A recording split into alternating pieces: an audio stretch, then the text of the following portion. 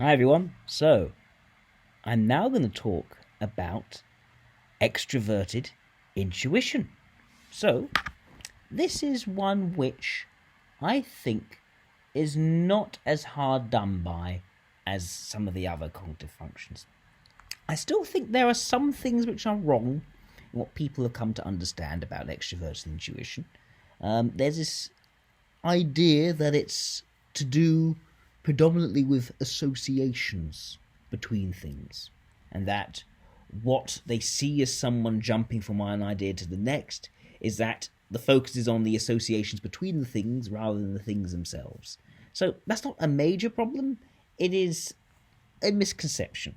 I think it's a misconception because, or born of, the misconceptions around extroverted sensation. And people are thinking, oh, well, if extroverted sensation are the things, extroverted intuition must be the connections between the things. No. It's the wrong understanding, but it isn't leading people to have great trouble identifying when someone's extroverted intuition or understanding the type. It's not actually that bad. But nevertheless, to have a coherent, clear and accurate understanding, I will do a video for this one as well. So, yeah, when it comes to extroverted intuition, this is about what's first of all intuition. Now, what is intuition? It's still a perception, like sensation is a perception, but it's the opposite kind of perception. It couldn't be more different from sensation. It is not external and involved. It's neither of those things. It is instead internal, and it is detached. So what does that mean? Well, I talk about external being about this, physical, not necessarily physical, but external thing, which we can all draw from, we can all see in front of us. I talked about my fat face a couple of times already. Internal information has got nothing to do with that. It is within the mind's eye.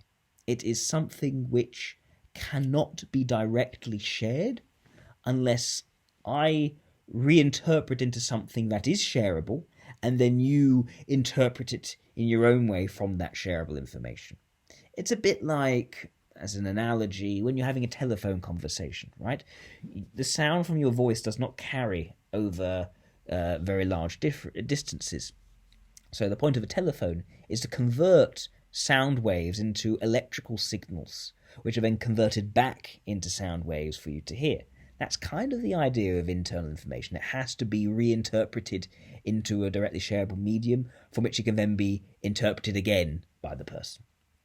So there's no direct sharing going on in internal information. It is something which will always lead to different understandings when it's talked about and approached. So that's one thing for internal information. That's one of the key things. It is, as you could say, subjective rather than objective, which would be external information.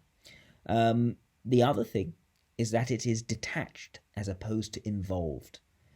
Ideas, although they may occur to you, they don't actually go bang on your head. You can't feel extroverted intuition, or you can't feel intuition at all. It's just not vivacious. It is something which you experience as detached from yourself. You think about it rather than feel it. That is the key thing here. Intuition is ethereal. It doesn't have a physical shape. It doesn't have some sort of mass from which it can basically impact you. It can't do that. It is simply ideas. It is simply potential rather than the actual thing itself. You can't be hurt by an idea. You can be hurt by the actions caused by someone having an idea, of course, but you can't be hurt by the idea itself. So that is intuition, right? It is abstracted perceptions. It is not what is here right now. It's everything that is not here right now. Everything you see in this room right now is everything that's not in the room around me. It's not the walls. It's not my face. It's not that image on my wall. None of that. It is what's in your head. It's the different perceptions that you are imagining as I'm talking about intuition, all the different sort of ideas that come to mind, the interpretations, the symbols and meanings that are coming out of it. It's still perception. It's not an ought. There's nothing about an idea which is ought to be. It's simply a potential thing. It is an abstracted thing. The number one, right, is not a real thing. It's an abstracted concept. But that abstracted concept carries no ought or should. What should a one? It's a meaningless question. What is one? Well, one is, essentially, where there is only one. That's not a very good definition. It is essentially the abstraction from this. It is the abstraction from this. It is extraction from all of the things which are not multiples. That is one. So that is an example of intuition. So now we've got intuition out of the way. Let's go to extraverted intuition. Now, extraverted intuition applies the same dichotomies to intuition as extroverted sensation applies to sensation. So it is extraverted again. It is accumulative, like extroverted sensation. It is going to be about acquiring more and more and more and more of these ideas, of these potential things, these things which are not here concretely right now, right? Lots of them. Lots of what is potential. That is the extroverted side. There's also the static side. So again, like physical objects being separate and distinct from one another, this is an approach to intuition whereby each of these potentials, rather than actuals, are separate and distinct from one another. So this is about not so much outcomes or a strategy or a vision. No, it's about scenarios. It's about distinct possibilities. It's about the many different ways in which something could be. And could is a very important thing here. Sensation covered the is, whereas intuition, and specifically extroverted intuition, is dealing with the could. Not the will, but what is possible. That is the point for extroverted intuition. It is about keeping things open-ended. It is about maximizing the potential, allowing as many possible things to happen. It is about setting things up so that new potential things could happen. It's not necessarily novelty for it. People often assume extroverted intuition as being the pursuit of novelty. It's not necessarily novelty. It is instead the finding of something other than what is directly in front of us. And that is an important thing here. Extroverted intuition is the opposite of extroverted sensation. Despite being extrovert and static, it exists in opposition to extroverted sensation. Extroverted sensation exists in opposition to extroverted intuition. People may be saying, no, that makes no sense. Introverted sensation must be the opposite of extroverted intuition.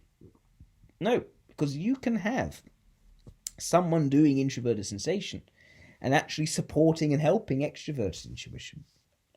If anything, they are meant to help each other.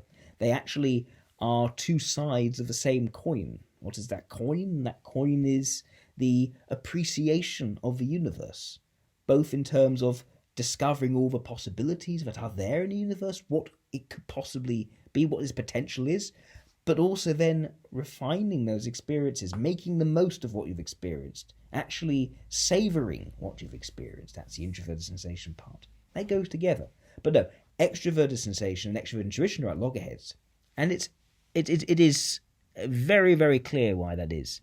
Because when you're extroverted sensation, you are taking things on head on, right? That's the thing I want. I'm going to get it. I'm going to go straight at it. I'm going to pit my will against it and I'm going to conquer it. Extroverted intuition is the opposite of that. It is not thinking about the thing. It's thinking about all the different directions and angles around the thing. It's about thinking about alternative things rather than the thing. That is the point of extroverted intuition. It is alternatives to the actual. And it's about maximizing one's comprehension of the alternatives to the actual. It is about thinking outside of the box. Why? Because there's so many other boxes out there to look at and explore. It is about the what else. Extroverted intuition is about the what if, the what else, the what if. That idea of going outside of any defined parameter to find alternatives. And so when we look at people who are very focused on extrovert intuition, these are the people who take their ideas, their thinking, to all sorts of different possibilities and directions. They come up with new stuff, not because it's all about new for the sake of new.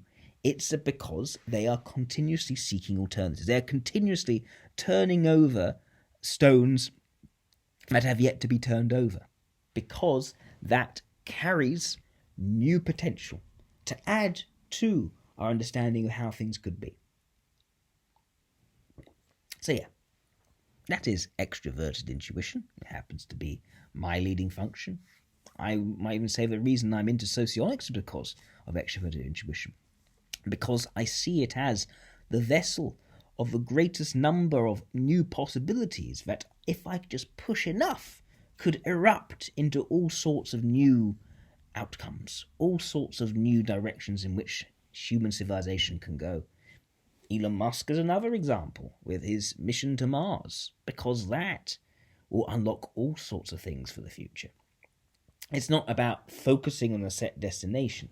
It is about contributing to the amount of potential and almost impregnating the future with the potential for new ideas and new perspectives and all those sorts of alternatives which could erupt. But again, it's not novelty for the sake of novelty.